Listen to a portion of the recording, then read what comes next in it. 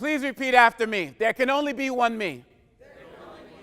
There was no me before me. There will be no me after me.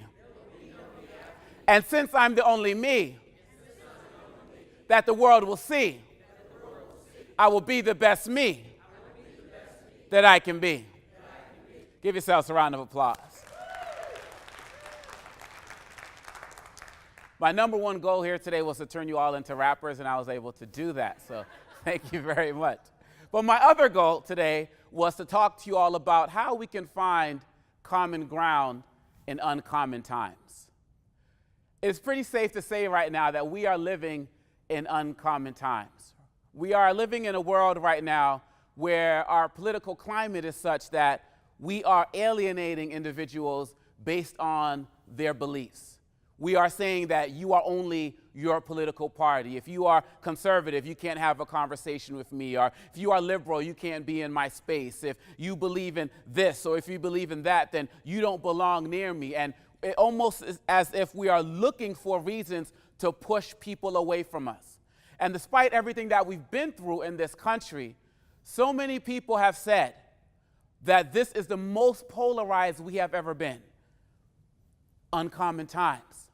But I believe that even in the worst of times, if we are focused, if we believe that it is up to us, if we believe that there's only one me and there's only one opportunity for us to be able to change this conversation, then we can actually be able to find common ground in these uncommon times. And if you just look at some of these natural disasters that have been taking place, we are seeing in America the best of what America has to offer. We are seeing each other find that common ground in these uncommon times. When I turn on the television and see what has happened with Hurricane Irma and Harvey, I'm seeing people help each other. I'm seeing people who have boats go to communities where people don't have the ability to leave their homes and helping them get out. Common ground. I'm seeing people who are stuck in their bakeries who don't have an opportunity to leave saying, okay, we're here, we're just going to bake bread and feed the people. Common ground. I see individuals opening up their churches and their mosques and their synagogues, and they're not asking, who are you when you walk in?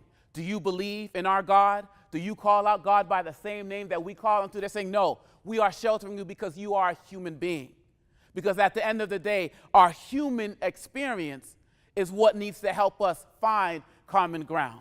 I even saw one story on an airplane. A flight got canceled, and so everybody had to find cars and figure out where they were going to go. And one woman, she just couldn't get anywhere. And so another family said, you can drive with us. We'll take you where we need to go. You see, we as human beings in this country, as well as beyond, we have the ability to find common ground when there are natural disasters. And I believe that if we can find common ground during natural disasters, we can find common ground during man-made disasters, during human-made disasters, during woman-made disasters. We can do that. And what I want to share with you all is 4 simple techniques of what we can do individually, in our jobs, in our communities, and even beyond that to help find common ground. I believe in growing, and I speak a lot about growing towards your greatness, but for me, GROW is an acronym. It's G-R-O-W. And so when we talk about growing and finding common ground, the first thing that we need to do is give. Everyone say give. You have to remember, as Les Brown said, that we have 2 ears and 1 mouth, and we have to use them in proportion. And what that means is, if you want to start building common ground, you have to start giving your attention to the experiences of other people. And too many times when a discussion might be getting heated, we find ourselves waiting to speak as opposed to actually listening. And some of us who are married know that a little better than others. I'll just leave that alone for now. But we have to remember that when we get the most frustrated, sometimes we have to sit back and actually hear what the person is saying. You know, it's the great Stephen Covey who said that we have to seek to understand before we seek to be understood. And too many times, we selfishly want to just say what's on our mind and not hear what else everyone else is dealing with. I know in my space dealing with leadership and diversity in education, whether it's in the United States or abroad, I've had too many experiences where I found myself getting frustrated and angry and not really listening to the experiences of the other people, and I lost them. I lost the ability to communicate with them. And when you do that, ladies and gentlemen, you're losing the possibilities to create incredible conversations. And the other part of giving is about service. Dr. King said everybody can be great because everybody can serve. So are we giving more of our time, giving more of our energy to help people? Because sometimes when people see you serving for no reason at all, and you're serving them in their completely different faith and background of who you are, then they're willing to listen to you as well. So let's look at our quality and our quantity of giving, because everybody has the ability to do that. The next step, the next thing we have to do if we're interested in finding common ground, is we have to release. Everybody say release. You have to learn to let go of preconceived notions of the individuals with whom you're dealing. Too many times we're afraid to embark in a conversation because we look at the clothing of somebody. Maybe their pants are sagging, or maybe they have a head covering, or maybe they're dressed in a way we don't find appropriate. And these preconceived notions prevent us from having any possible conversations. And literally, we're walking by somebody who would be the first person to give us the shirt off their back if there was an emergency. And so in our lives, in our workplaces, we have to ask ourselves, what do I really think about this individual? In the spaces that I work in, whenever I walk into the door, some people say, oh, that's an angry black man. Or some people see someone, and based on their age, if this is an older individual, this person is too old to be able to have any relationship with young people. And the list goes on and on and on. Donna Ford said, what we don't know about each other, we make up. And too many times, we make up things that don't even give people an opportunity to have a real chance. And I am guilty of it myself, even working in this area. All of us have prejudice. All of us have biases. But too many of us want to say, oh, no, I'm colorblind. Well, my question is, if you're colorblind, how do you stop at the light? I'm just wondering, because if you haven't figured out, let me know. But it's been shown that as young as 3 months old, we start developing prejudice. And all prejudice means is prejudgments. And so we have to challenge our preconceived notions. And once we do that, we'll be able to overcome. Everybody say overcome. We have to overcome our fears.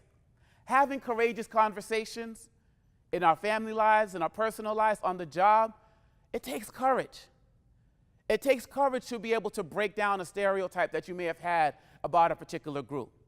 It takes courage to be able to say, I've had preconceived notions about you based on what I saw on television, or what I read in a book, or what I saw walking down the street.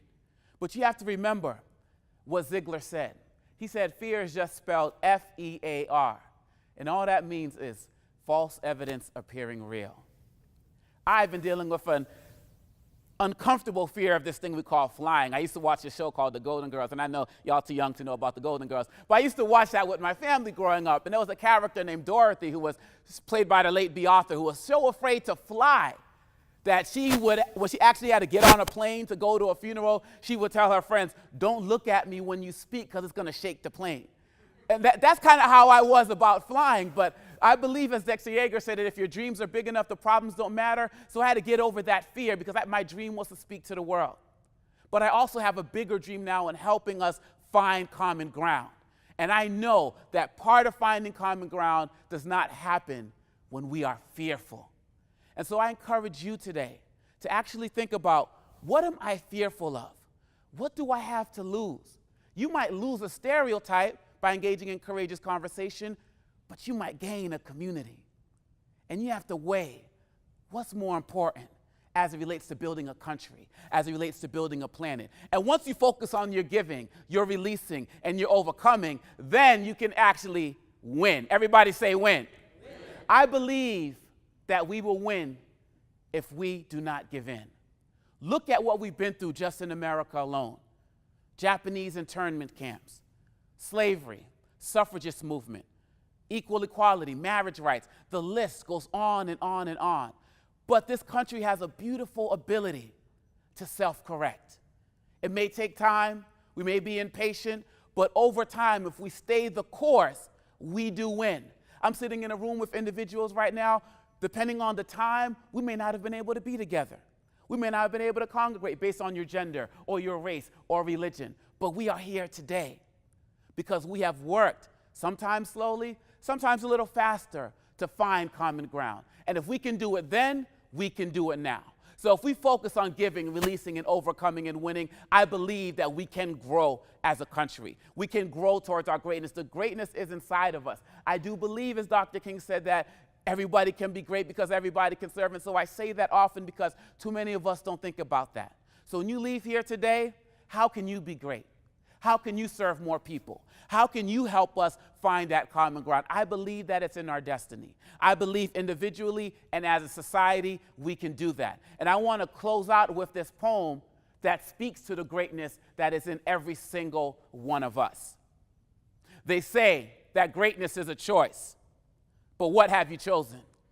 You've been frozen in time and broken in mind. For too long, the same song playing in your head, living in breath, but better off dead. But who said that you didn't have the power? Who said this is not your hour? You've been showered with a steady stream of words that kill your dreams. But since you're still breathing, then someone has lied to you, tried to deny you of your own potential inside you. If you just decide to, let no one deride you. Don't even let them get beside you as you unearth the new you. Stop listening to naysayers and decide to do you. No more pity parties, sob stories, and boo-hoos.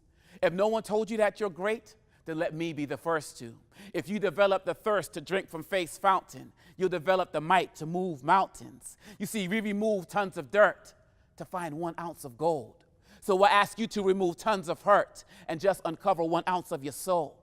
You'll set yourself on a true path of excellence, getting out of your passenger seat and driving your own car, reaching for the moon, but maybe only landing among the stars. You see, you have greatness inside you, but you must choose to be great. Blaze a path of excellence, leaving fear in your wake. All you need is already inside you. You just must believe in yourself. Grow towards your greatness and discover your true wealth. Find that common ground. Thank you.